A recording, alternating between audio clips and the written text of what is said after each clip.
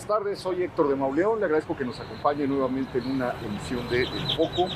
Le doy la bienvenida como cada semana a Beca Duncan. Hola, ¿qué tal? Y nos encontramos pues frente a un edificio emblemático. Estamos en la ciudad de Cuernavaca, en el edificio tal vez más conocido de la ciudad y de la zona. Nos acompaña el director del Museo Regional de los Pueblos de Morelos, Rodolfo Candelas.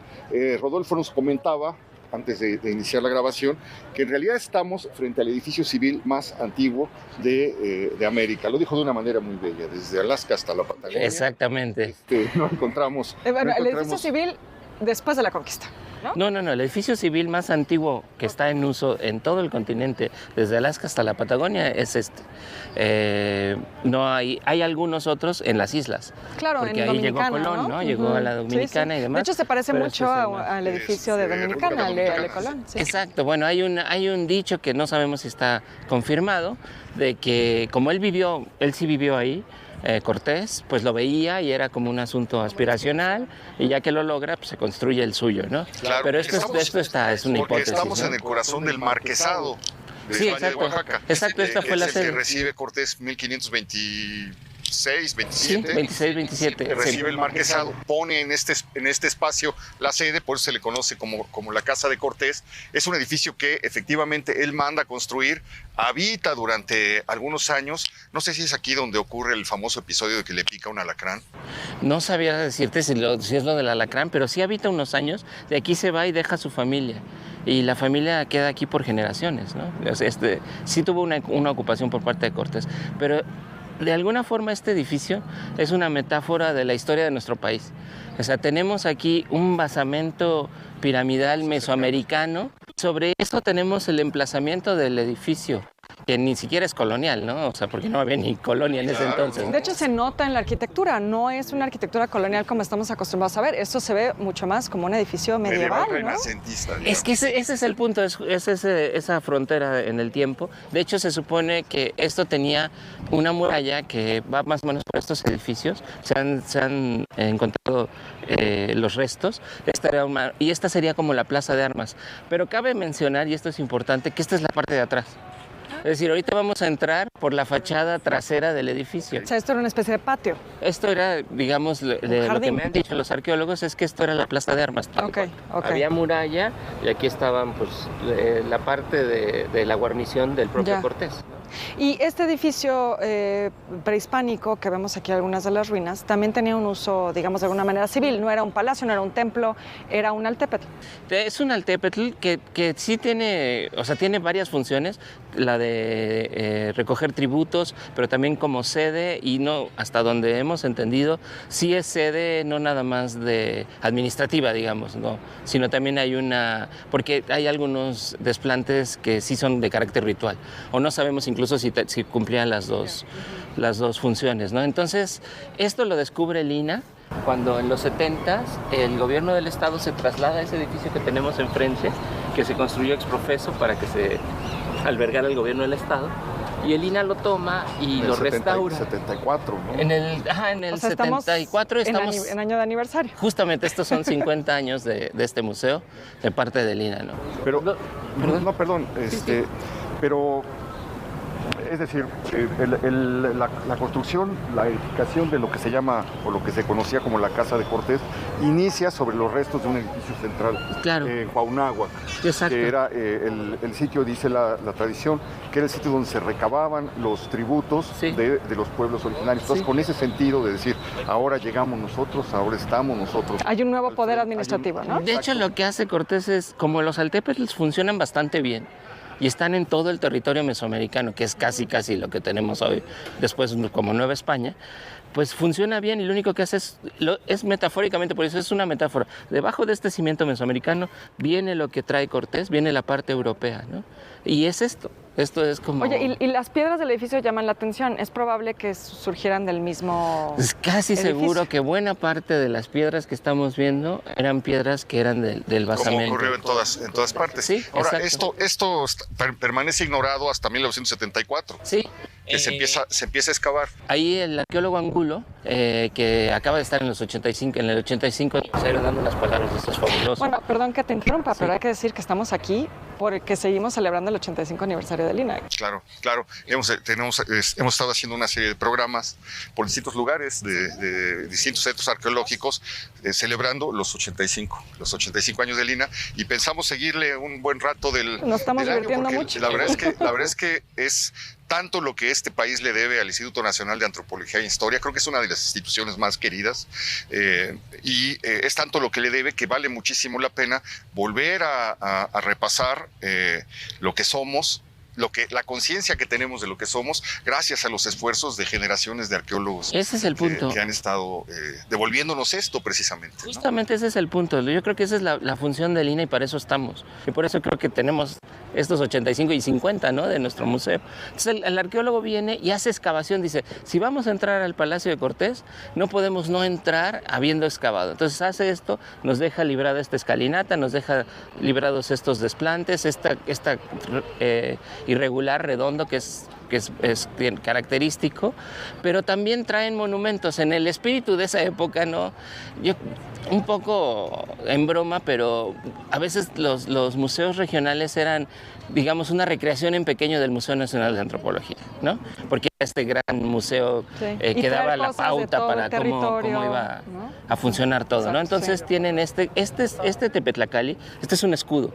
Es un Tepetlacali, pero es el escudo imperial azteca. Digamos, si ahora vemos estos grandes banderas, ¿no?, mexicanas que ondean en plazas de la nación, este es el equivalente en el periodo azteca. ¿Y en qué sitio se encontró? Se ve una fecha calendárica, ¿no? Sí, tiene una fecha calendárica. ¿Uno conejo será? No es un conejo. No sé la fecha, pero esto sí es del periodo azteca, ¿me explico? Sí. Y esto estaba, de hecho lo ponen así, yo creo porque no lo pudieron parar, pero esto va parado. Esta parte que vemos de este lado estaba enterrada. Entonces tú nada más veías esto y era justo como su no tenemos el registro de originalmente porque muchas piezas se han movido, pero lo que sí sabemos es que se trajo, ¿no? Porque Jorge lo dejó registrado. Trajo esto y trajo estos dos. Estas águilas de dos cabezas se encuentran en varias piezas mesoamericanas y esto rompe un poco el mito de que son los europeos los que tienen este asunto. Sí, porque es el escudo de los Habsburgo, ¿no? Exactamente, pero yo creo que esos... Sí, pues los animales bicéfalos están presentes en todas las culturas, ¿no? Exactamente. Sí. Y luego ya, bueno, esta es la arcada, que era la arcada trasera, pero que ahora es la arcada principal y no es desde ahora.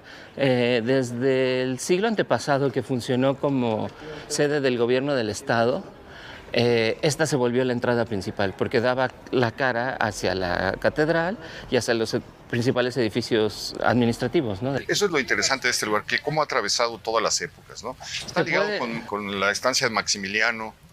También fue sede de su gobierno en algún momento, ¿no? Claro, lo que sucedió con Maximiliano es que llega, pero él sabía, en ese momento en el que llega Maximiliano, esto, igual que toda la heredad de Cortés, está en litigio en Europa. Y él sabe del litigio, entonces se lo ofrecen y Maximiliano les dice, no puedo ir ahí porque sé que hay un pleito legal sobre la potestad de este edificio y entonces se pone en el otro costado, en el jardín Borda, ¿no? Lo toma como su casa de descanso, Maximiliano, ¿no? Pero sí, se lo ofrecen y hay una carta donde él lo niega. ¿Es prisión en algún momento? Es la Real Cárcel durante un buen periodo de tiempo y tenemos vestigios que ahorita vamos a ver, algunos de ellos muy conmovedores de cuando fue la Real Cárcel, ¿no? ¿Eso estamos hablando del siglo XVIII? Sí, exactamente, del siglo XVIII. Y también lo que vamos a poder ver ahora es que este edificio con el sismo del 17 fue muy afectado. El lugar donde está el reloj, este torreón que tenemos aquí, se dislocó totalmente y se rotó, al punto de que ya era imposible volverlo a trabajar como se trabajaron estos muros, y se desmontó piedra por piedra, y lo que lo sostuvo fue el mecanismo del reloj. Y el reloj, este no es el reloj original, mucha gente piensa que es el reloj, pero el reloj original en la Revolución, los carrancistas se lo carrancearon. Sí. Literalmente se lo carrancearon así, lo bajaron y se lo llevaron. Y este lo puso el gobierno del estado para el cambio del milenio, que sucedió apenas hace 20 años, ¿no? Y desde luego, Rodolfo, cuando uno se aproxima a la entrada del museo, pues inmediatamente llama la atención este hallazgo arqueológico que se hizo en este sitio. ¿Qué es lo que estamos viendo? Pues mira, también esto es algo que es muy representativo de esta reapertura del museo, porque cuando se abrió se pensaban dos cosas, o que era un monje de la catedral, o que era un sirviente de la esposa de Cortés, lo cual es muy, muy extraño porque ni un monje lo vas a enterrar aquí, ni un sirviente, ¿no? Entonces, durante esta remodelación a raíz del sismo, también vinieron expertos, lo examinaron y resultan varias cosas. Uno, no es hombre, es mujer, ¿no? Es por las características de los huesos. Dos, por cómo está enterrada y por la deformación craneana que todavía tiene, que es igual a la que tienen los tlahuicas en el momento del contacto, un poco antes del contacto. Este es un entierro prehispánico, mesoamericano. Está justo en la última etapa de construcción que tuvo, ahí lo vemos donde se acaba, la última etapa del basamento piramidal y donde inicia la construcción ya del propio Palacio de Cortés. Y esos huesos pequeñitos que vemos ahí parece que son de un infante enterrado junto a ella. Algo que también llama la atención es que no hay huellas de violencia. Es decir, no es un sacrificio ritual o algo así, pero sí es un entierro que, por supuesto, debe estar más allá de lo saqueado, pero que tiene cierta importancia, ¿no? Porque no a cualquier persona. Pero fue un entierro realizado en el basamento, en la última fase del basamento. O sea, sí mesoamericano. Mesoamericano, sí tenía un sentido ritual, debió tener por un supuesto. sentido ritual, ¿no? Sí, exacto. Sí, un sentido ritual, pero no un sacrificio ritual. Eso sí. Es lo bueno. O sea, nada más. O es alguien de la importancia para estar aquí, o es alguien que murió y lo ponen aquí, ¿no? Y aparece apenas, ¿verdad? La remodelación se termina ¿cuándo? Esto fue en el 70, cuando aparece. Aparece en el 70. Aparece en el 70, se deja así con esta ventana, pero hasta ahora se están haciendo estos nuevos estudios, incluso se van a mover algunas piezas para hacer carbono 14 y demás. Sí, los estudios nos dices, esto que ya confirma que es una mujer, eso es lo que hacen como parte de la remodelación. Sí, como del parte museo, de la ¿no? remodelación. Y también, que están cumpliendo un año, por cierto, de eso, ¿no? De haberlo reabierto. Justo estamos a cumplir un año. Tenemos abierto aproximadamente el 35-40% del museo. Aún nos falta un buen tramo por abrir, pero lo que queríamos es que, como dijeron ustedes al inicio, este edificio tiene no solo la función de museo, no solo la función de ser el Palacio de Cortés, sino que es un edificio como podemos ver con las visitas. Vean nada más qué hermoso. A mí esto me gusta, ¿no? Porque alguien podría decir qué feo, pero la verdad, ¿de qué te habla esto? De que hay un interés, ¿no? De gente joven que estudia por venir aquí y pues visitarlo, ¿no? Entonces teníamos que devolverle al pueblo de Morelos, al pueblo del país, pues este edificio con esta vocación. Entonces abrimos con este 35% que vamos a ver ahora. ¿Qué es esto que tenemos aquí en estas inscripciones? Esto sí es del periodo en el que se hizo el Palacio de Cortés, son perlas isabelinas. Y las vamos a ver repetidas en las columnas, las vamos a ver repetidas en las terrazas, y es algo que pues es característico. Claro, pues es que se están trayendo los estilos que conocen de España, ¿no? Claro. O sea, es decir, están tratando de emular lo que ven en España y traerlo acá. Pero con mano de obra indígena. Y eso claro. En algunos lugares se nota y eso es también muy... El tequitqui, ¿no? Bello, como le llaman. Ese primer estilo del contacto donde es de estilo europeo, pero con mano indígena, y es como la hibridación de esas dos culturas. Exactamente. Y por otro lado, lo que hicimos en la restauración es que todas las paredes de todo el palacio se hicieron calas para ver qué había y encontramos pintura mural de diferentes épocas. Esta pintura mural es del periodo del Porfiriato y según nos dicen las restauradoras, esto tiene una calidad para la época bastante buena y era querer emular los palacios europeos, ¿no? Que parezca mármol, ¿no? Exactamente. Mármol y pizarra y de diferentes materiales. Pero como somos Museo de Historia, dijimos pues que se quede, ¿no? Claro, pues todo es una huella de la historia del edificio. Exacto, que es la historia del país. Claro. Es 1526 el año que se inicia la construcción. Estamos justo, no he dicho fechas porque justo como parte de lo que hemos estado trabajando es que empezamos incluso a reconstruir la historia, pero documental, más allá de los dichos y de lo que esté publicado, estamos yendo a los documentos para poder entonces sí dar fechas y cuando ya las tenemos muy certeras las publicamos, pero hemos tratado de no hacerlo.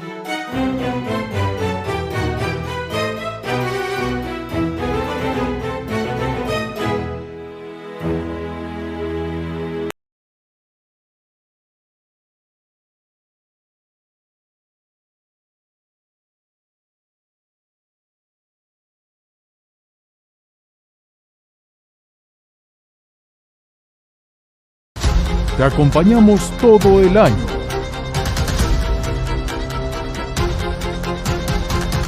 Mantente bien informado a lo largo del día. En tus espacios favoritos. Somos tu central de noticias de confianza.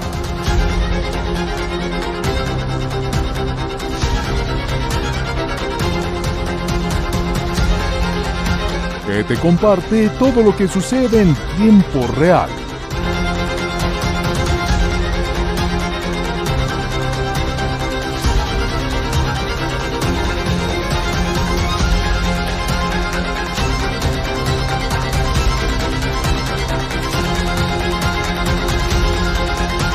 ADN 40. Siempre conmigo.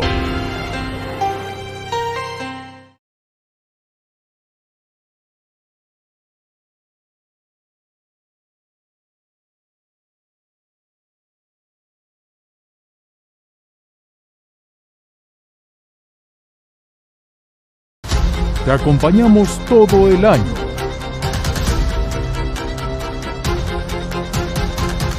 Mantente bien informado a lo largo del día.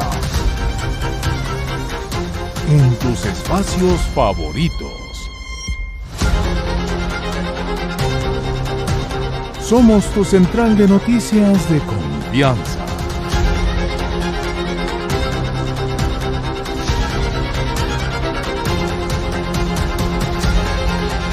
Que te comparte todo lo que sucede en tiempo real.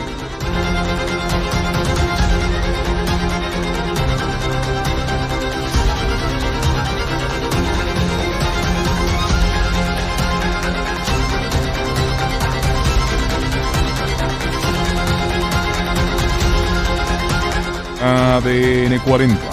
Siempre conmigo.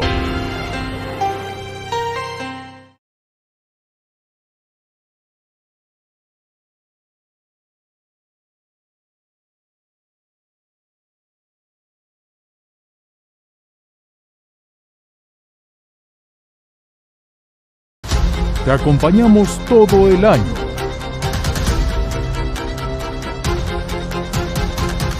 Mantente bien informado a lo largo del día. En tus espacios favoritos.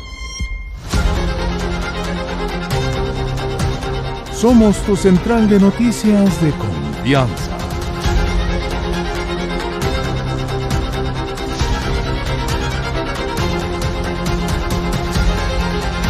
Que te comparte todo lo que sucede en tiempo real.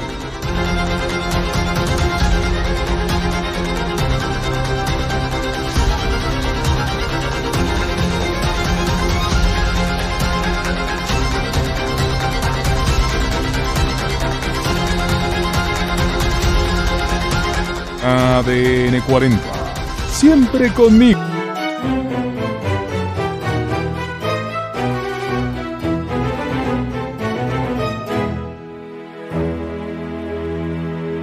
Y bueno, pues nos recibe una de las piezas más importantes. Adelante, por favor. Y que justo, Beca, fuimos a buscar la semana pasada aquí con Carolina Mesa. Hola. Arqueóloga, ¿cómo está? Muy bien, muy bien. Hola, ¿Qué tal? hola. Hola, Beca. Qué gusto. Rodolfo, gracias por recibirnos otra vez. ¿Cómo que Pues al estuvimos contrario? en Chalcatzingo con la arqueóloga la semana pasada. Bueno, 2 programas hicimos ahí, Así es. en este lugar prodigioso, lleno de misterio, cargado de sensaciones, de preguntas, de capas donde se van acumulando cosas. Y ahí una de las historias centrales que nos apareció, arqueóloga, era la historia de un saqueo que fue visto por un niño de Chalcatzingo. Así es. Cómo arrastraban una piedra, la subían en una camioneta y se la llevaban. Y esa piedra permaneció perdida durante muchas décadas. Se supo que había aparecido en alguna exposición en un museo de Nueva York, se supo que habían sido llevados a otro museo, o había algún registro. Estamos hablando de los años 60. De los años 60. En los años 60, y de repente desaparece la pieza por completo, y lo único que se sabe es que estaba en manos de un coleccionista privado, de una colección particular. Es el famoso Monumento 9.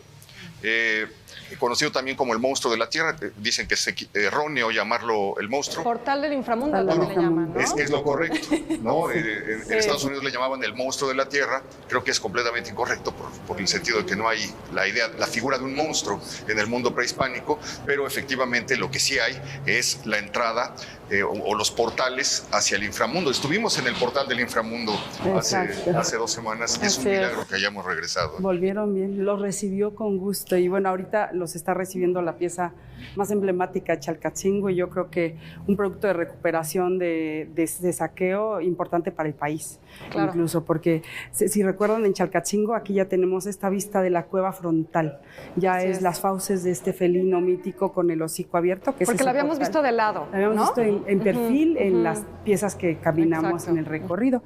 En este caso sí ya se le ven los 2 ojos con su ceja flamígera y elementos muy particulares. El del centro parece la representación de un murciélago, tiene 2 gotas de lluvia arriba, que era muy recurrente en Chalcatzingo, y las bromelias, ¿recuerdan las bromelias en el cerro? Claro. Que aquí aparecen como si fueran sus manos y sus pies. ¿Esas gotas de lluvia sobre los ojos dónde están? En medio. En medio, como si fuera el ceño fruncido. Aquí.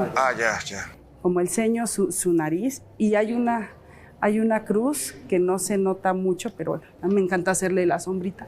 Se ve, en uno de los ojos se ve la cruz, el quincunsen. Ahora, y esto de las bromelias... En este, ¿no? Sí, en ese. Las bromelias, la cueva, también la lluvia, de alguna manera también están representando los cerros de Chalcatzingo. Así es, están representando todo lo que existe alrededor de... Por eso cuando nos preguntaban los investigadores que cómo sabíamos que esto pertenecía a Chalcatzingo, el primer reporte se da en 1968, el arqueólogo David Grob, que por cierto ya pasó por ese portal, ya se nos fue al inframundo. Justamente una semana después o días después de que la pieza llegó. ¿El día que llega? Se muere en Cyphers. En Cyphers. Después se muere Grob y después este otro, ¿no? Paul Schmidt. Los Schmidt, 3 olmequistas.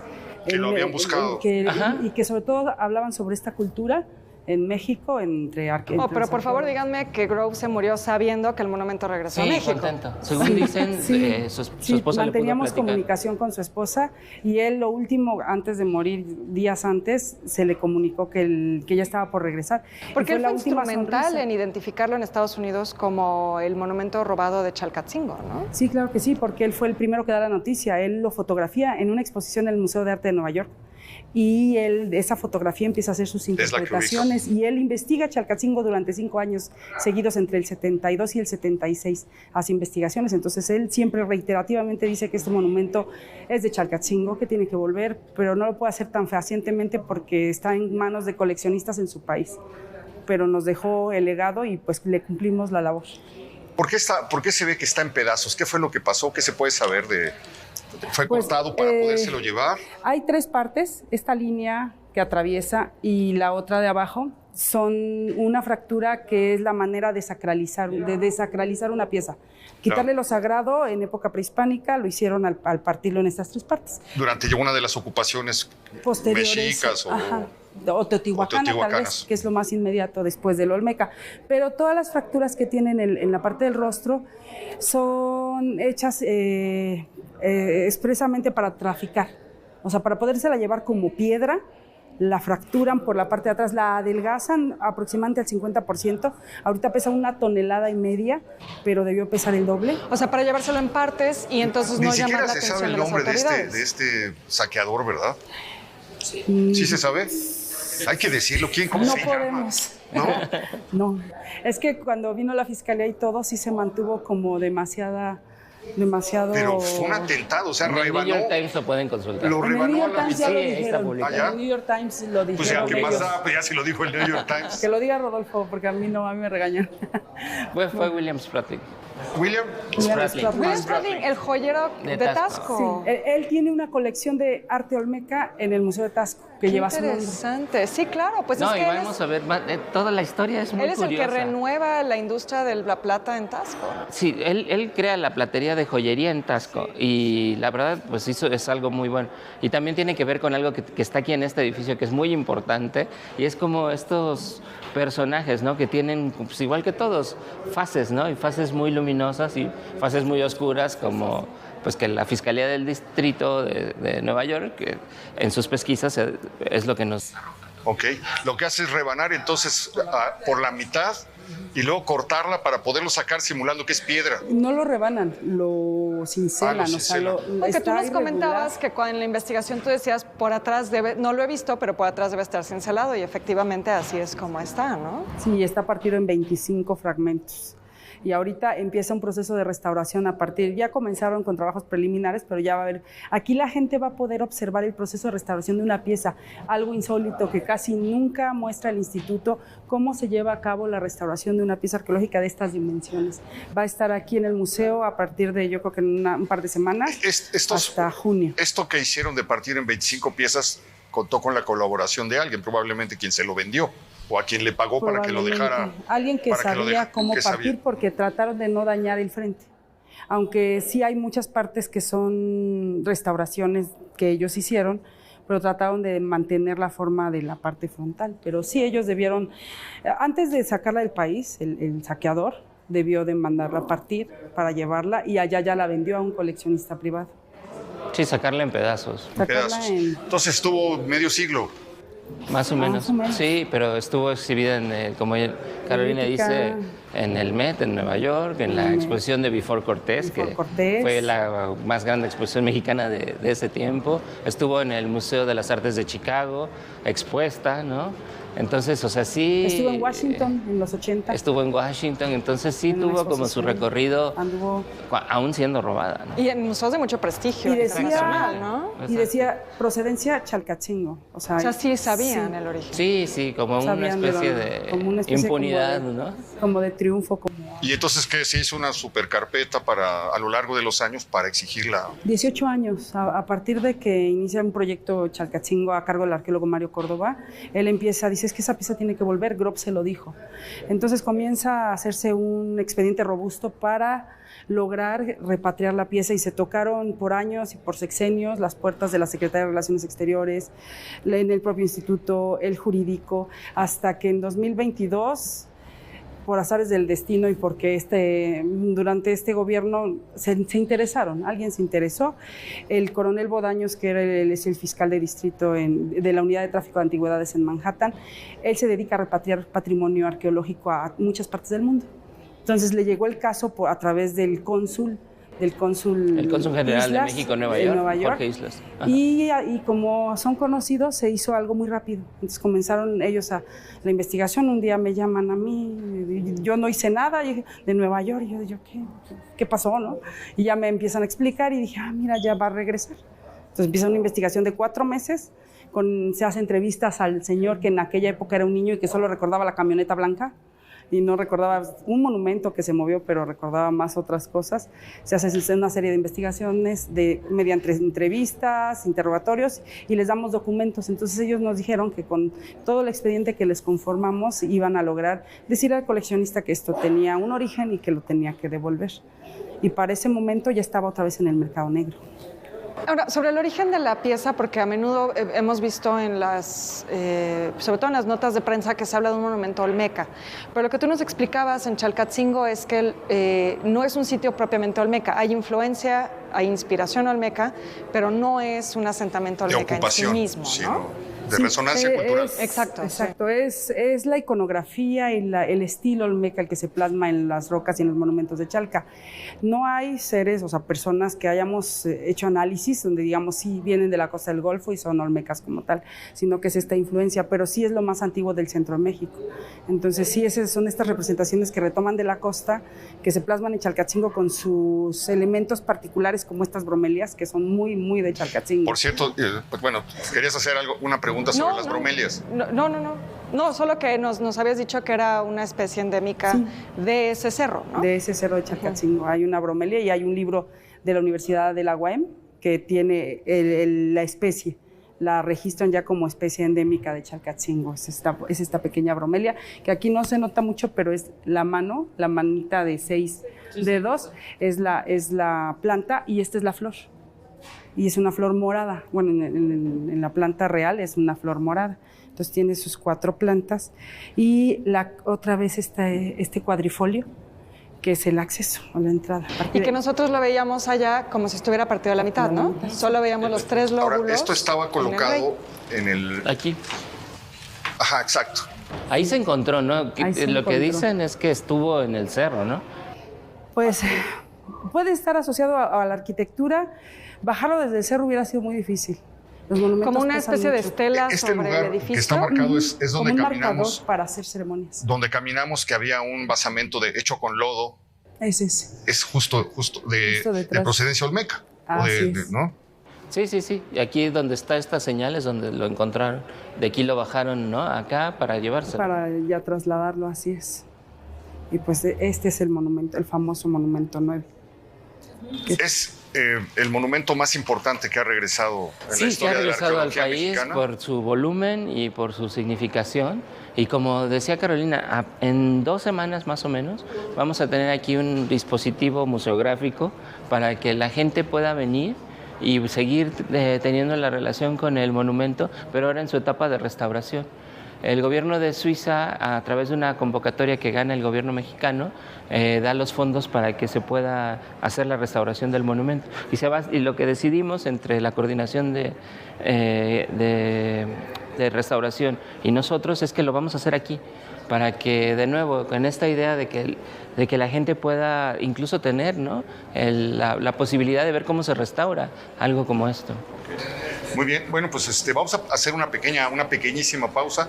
Nos falta conocer pues, los tesoros del Museo Regional de los Pueblos de Morelos. ¿Cómo le agradezco, arqueóloga, de verdad, que esta explicación, la generosidad, la manera en la que nos explicó el Centro Arqueológico allá en Chalcatzingo y la manera en la que nos abre los ojos frente al tesoro que tenemos aquí? No, gracias por acercarse a nosotros, por promover nuestro patrimonio cultural. Ustedes, gracias. Bueno, gracias. Vamos a hacer una pequeña pausa, no se vayan.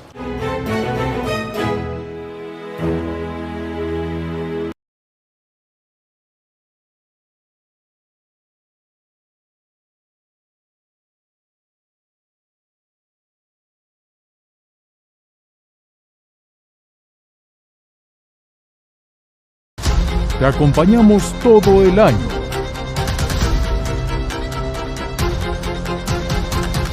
Mantente bien informado a lo largo del día. En tus espacios favoritos. Somos tu central de noticias de confianza.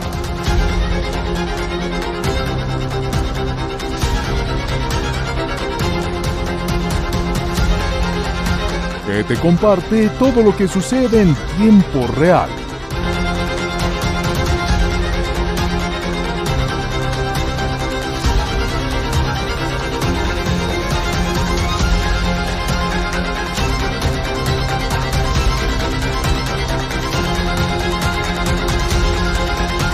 ADN 40. Siempre conmigo.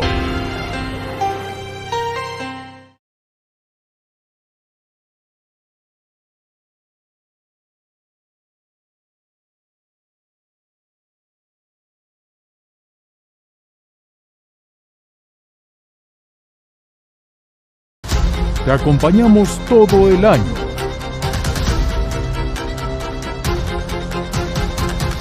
Mantente bien informado a lo largo del día. En tus espacios favoritos. Somos tu central de noticias de confianza.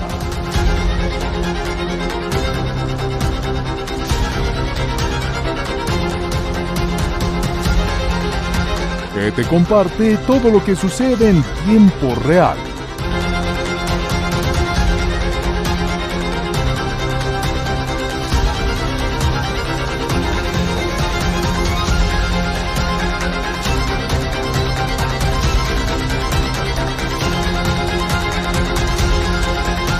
ADN 40.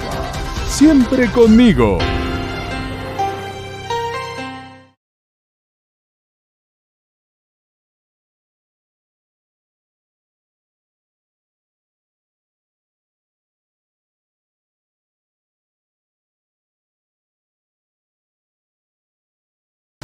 Te acompañamos todo el año.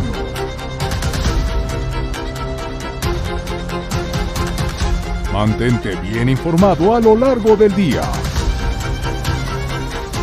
en tus espacios favoritos. Somos tu central de noticias de confianza.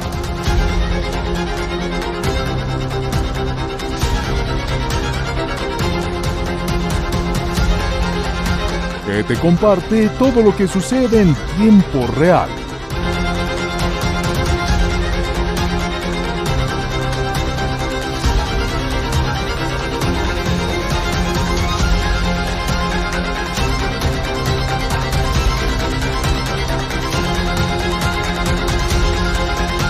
ADN 40.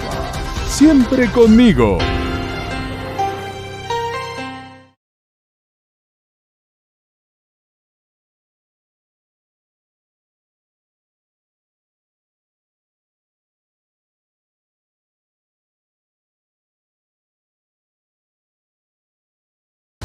Te acompañamos.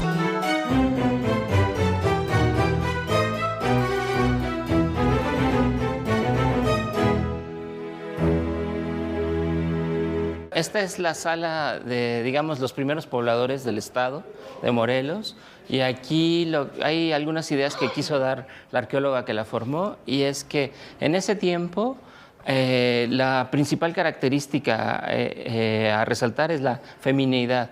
Y ella lo que propone en esta vasija, por ejemplo, que tiene más de 3.000 años, todo aquí lo que ven tiene más de 3.000 años de antigüedad, es que la forma de las vasijas y la forma de los botellones asemeja el vientre materno.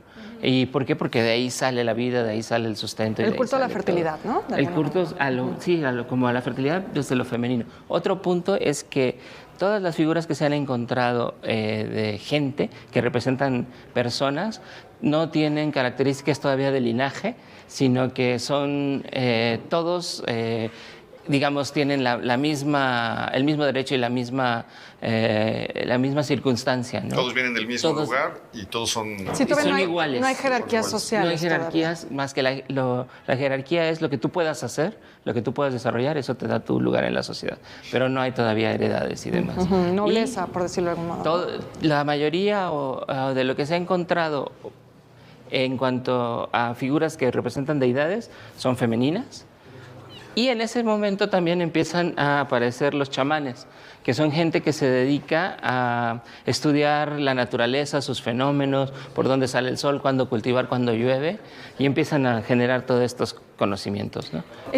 Rodolfo, hay que decir que venimos en el recorrido, como se hace normalmente en el museo, venimos de salas de biodiversidad, claro, ¿no? Entonces, de alguna manera se vincula esta primera parte arqueológica con esa idea de la observación de la naturaleza, los cultivos, ¿no? Y como el Museo de los Pueblos de Morelos está dedicado a eso, a los pueblos de Morelos, para poderle entramos por la biodiversidad, el paisaje, porque la biodiversidad da diversidad cultural. Claro. Y esta diversidad cultural es la que tutela esa biodiversidad, porque para ella significa.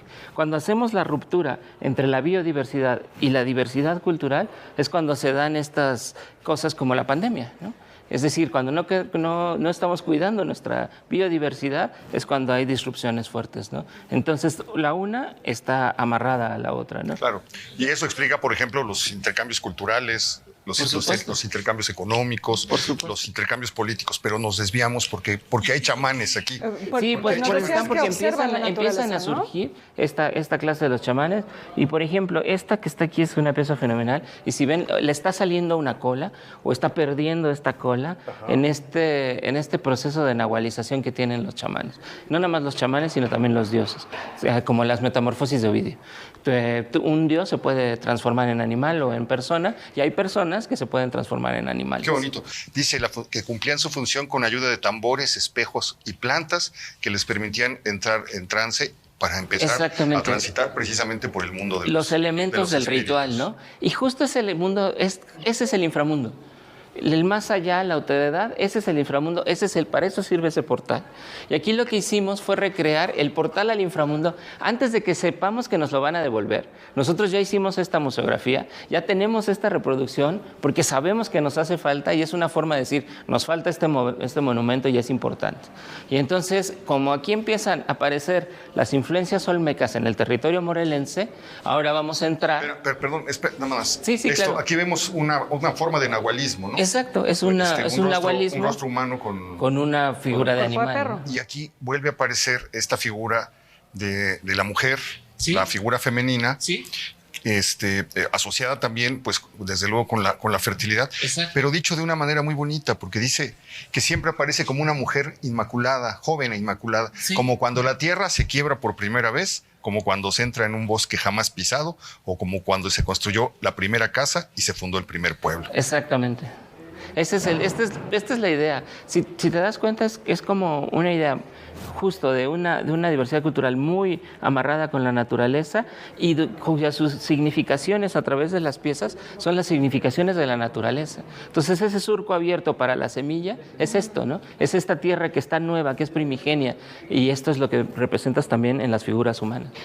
Rodolfo, ¿y tienen una semejanza con las culturas de Tlatilco estas figuras? Sí. Estas las que están aquí, estas son totalmente Tlatilco, ¿no? O sea, es preclásico demás, eso. ¿no? Exactamente. Pero estamos que lo hablando de- vincula, digamos, a las culturas de todo el altiplano. Exacto, ¿no? lo vincula porque son estas primeras poblaciones que tiene el altiplano. Por esto esta es la de primeros pobladores. Pero por otro lado, aquí estamos, si ven este acabado que tiene la pared y estas vigas, esto es lo que fue la Real Cárcel que comentabas, Héctor. Entonces aquí todo este primer piso fue lo que fue la Real Cárcel, y acá dentro, ahorita que entremos a la otra sala, vamos a ver estas manifestaciones que tiene hasta nuestros Por días. eso los muros de ese grosor tan impresionante. Los muros, porque así se construían, y entonces es muro, oquedad, rellena y muro. Así funcionaban. Y justo en la restauración lo que se hizo fue restituir esas oquedades. Entonces aquí estamos otra vez en el monstruo de la tierra, el portal al inframundo, el monumento 9, y vamos a entrar a través de sus fases al mundo olmeca de Morelos. Y aquí en el mundo olmeca de Morelos algo importante es que en este museo que abrimos, el 99% de las piezas son de Morelos, ya no vienen de otros estados para ejemplificar la historia. Y entonces aquí vamos a ver piezas muy importantes como estos, que son los señores de Zazacatla, que son estas, si tú lo ves, es totalmente olmeca, ¿me explico? O sea, invité a Alfredo Delgado, que es el director del Museo de Antropología de Jalapa, que somos amigos, y él vino a ver al portal, al inframundo, y lo encuentra así totalmente en la cultura olmeca, ¿no? Y estas pues parecen de San Lorenzo, ¿no? Estas dos. Y entonces estas son halladas en territorio morelense y no en Chalcatzingo. Es decir, no es nada más Chalcatzingo, es aquí en Cuernavaca hay una... Como influencia olmeca. Sí, y no nada más en Cuernavaca, en Yautepec, en Emiliano Zapata, en buena parte del estado, y esto va hasta Guerrero.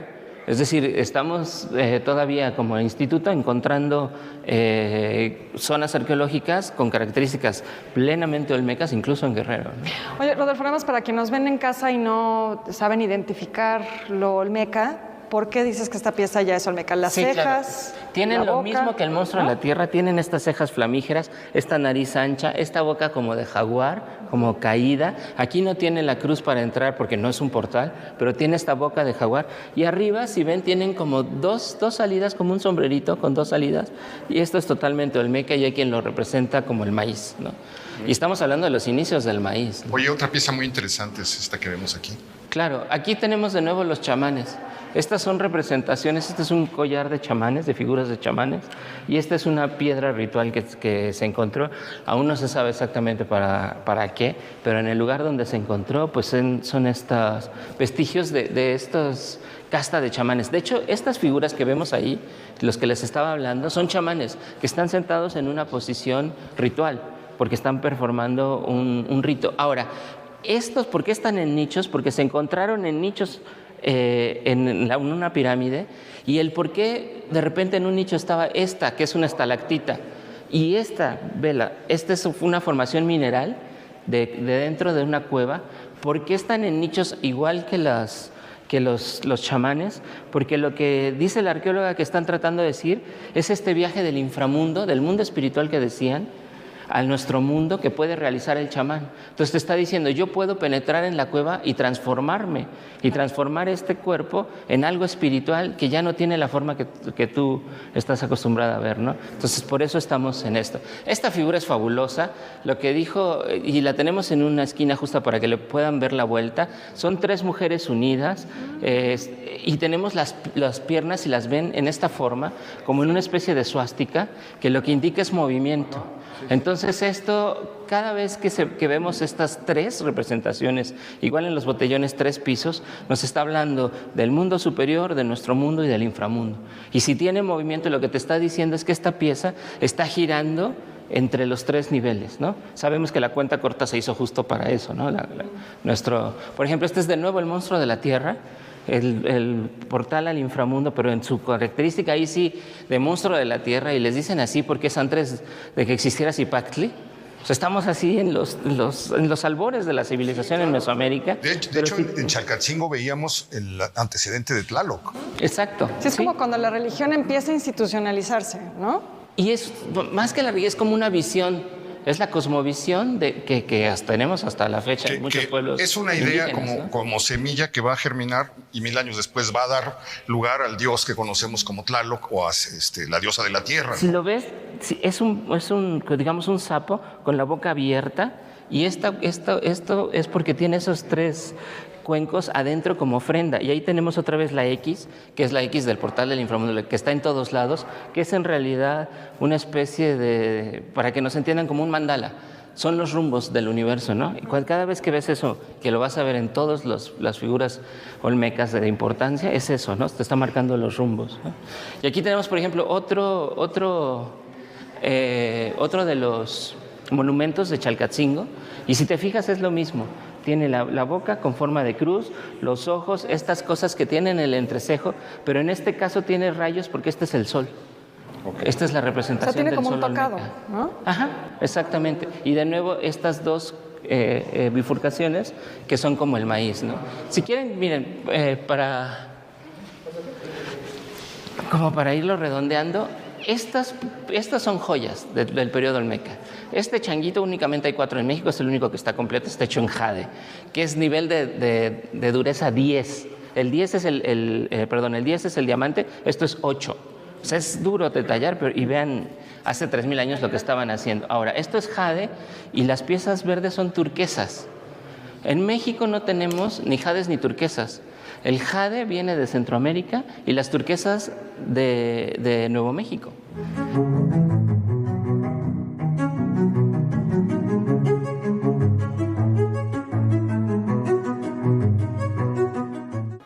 Y pues estos vestigios de esta gente que veíamos en la sala, o que vamos a ver en la sala de primeros pobladores, estos son los vestigios más antiguos que tenemos en Morelos. Vienen de 2 cuevas llamadas El Gallo y la Chagüera.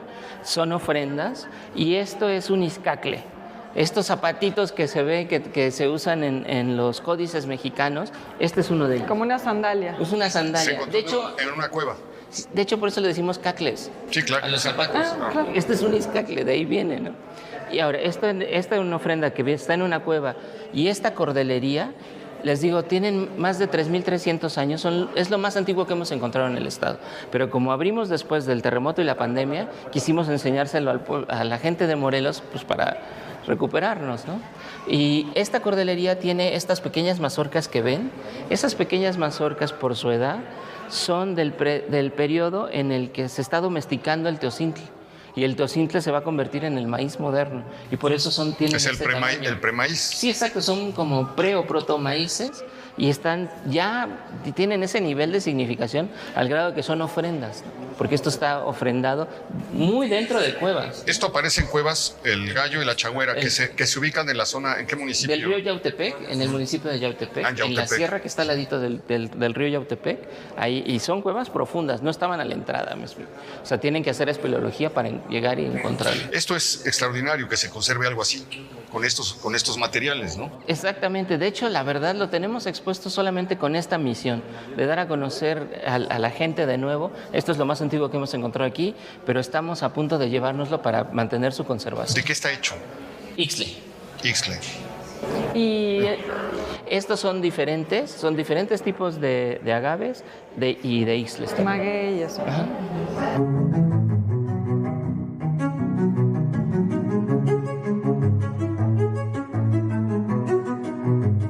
Y ahora vamos a entrar a esta sala, que ahorita es la sala de exposiciones temporales del museo, pero que era la sala del Congreso.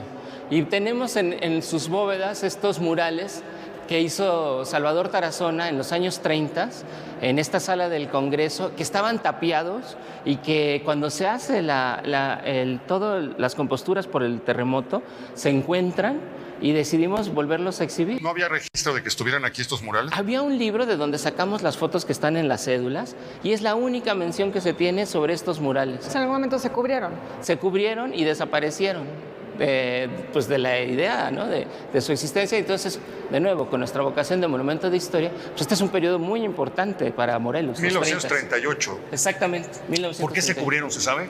Se cubren incluso en los 30, así como vimos que se desacralizó el monstruo de la tierra en periodo prehispánico.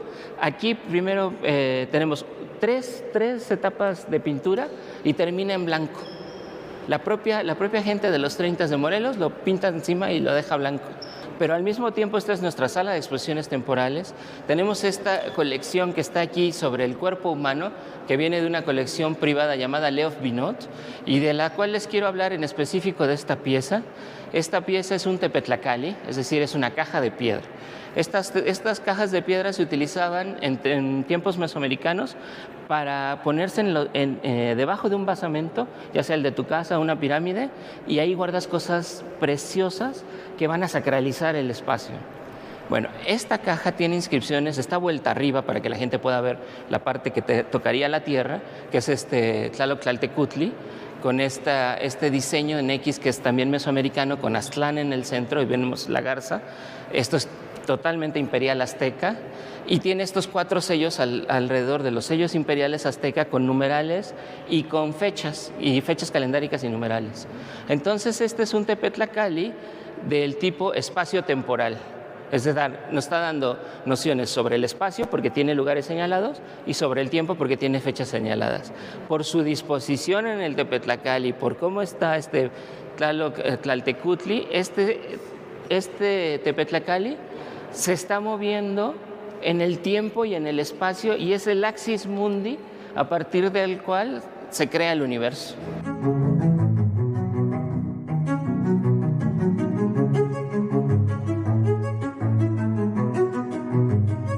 Y bueno, pues justo como decías, una de las piezas principales de estos lugares ya sacralizados por el arte es esta terraza que viene a ser la terraza principal, la entrada, como dijimos cuando empezamos el recorrido.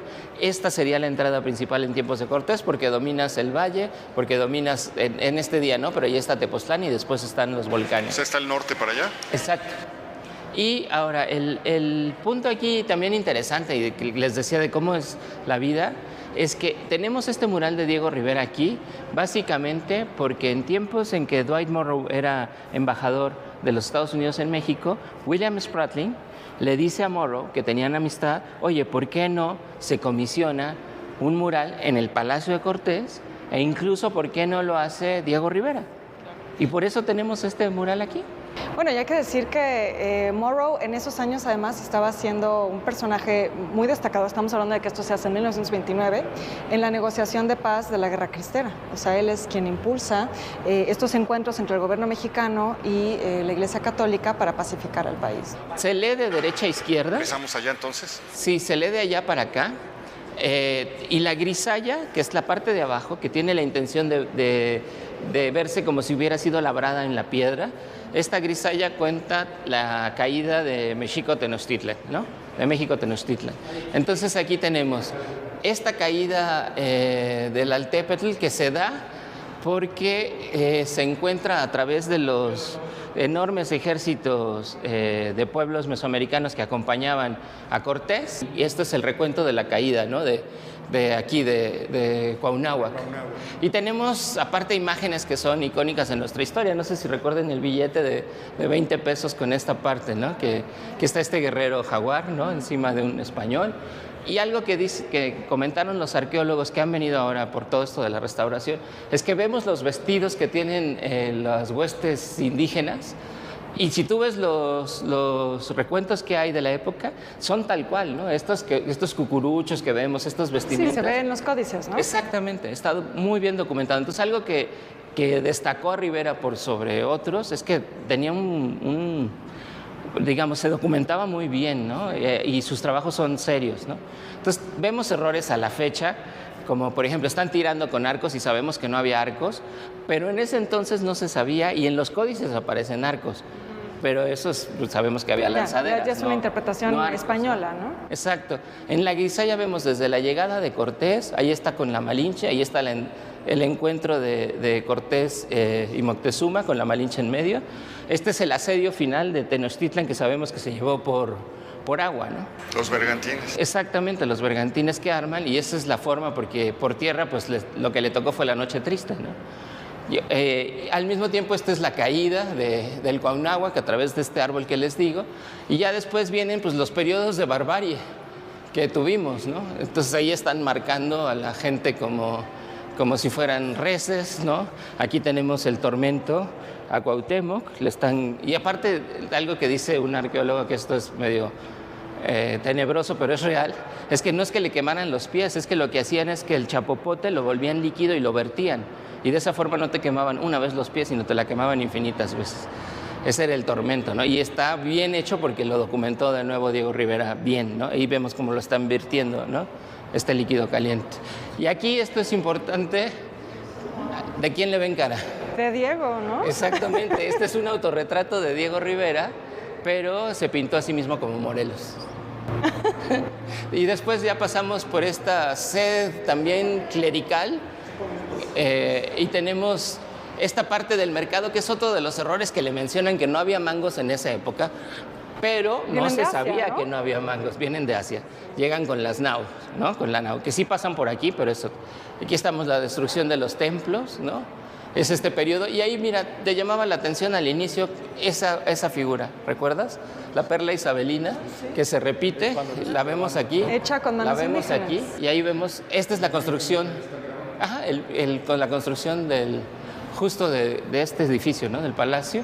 Pasamos por el periodo de la caña y terminamos en el Morelos. Ahí es dramático la persona que está en la hamaca de piel Exactamente. blanca, recibiendo todas las atenciones mientras está todo el sufrimiento, y cierra con la figura blanca inmaculada de Zapata trayendo. Exacto, y es el Zapata campesino, por eso es importante, porque a Zapata no muchas veces lo ves en su fase de campesino. Claro, sí.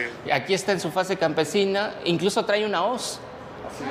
Si se fijan en el lugar, ¿no? Trae la hoz y trae este caballo blanco, que es una representación totalmente, a ti que como historia del arte, es Brunelleschi, ¿no? Es en estos caballos ¿Sí?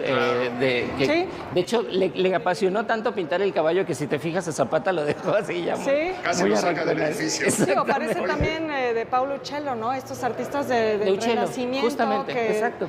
Que se hablaba del Renacimiento mexicano con el muralismo. Exactamente, justo es lo que acabas de decir. De hecho, es Uccello más bien. Tienes razón. Oye, estamos llegando al final de nuestro recorrido. Rodolfo, no sabes cómo te agradezco que nos hayas recibido, que nos hayas abierto las puertas del museo y que nos lo hayas mostrado de la manera en la que nos lo mostraste. Vale muchísimo la pena venir, asomarse con calma.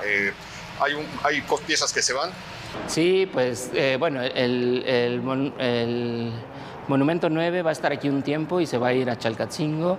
Están el Izcacle, que también está por irse, y también estamos por abrir este año 6 salas más de la planta baja. Bueno, pues vale la pena. Estamos en Cuernavaca, a unos minutos de la ciudad, el acceso pues facilísimo. Vale la pena que se dé una vuelta y que venga a conocer estos tesoros o a reconocerlos. Te agradezco muchísimo. Al contrario, es un placer tenerlos por aquí. Muchas gracias, Esta es su Rodolfo. casa y por favor, acompáñenos, para eso existimos, para que nos visiten. Gracias, Beca. Gracias, Héctor. Le agradezco muchísimo que nos haya acompañado. Sígasela pasando bien y nos vemos la próxima semana, ya lo sabe usted, aquí en El Foco.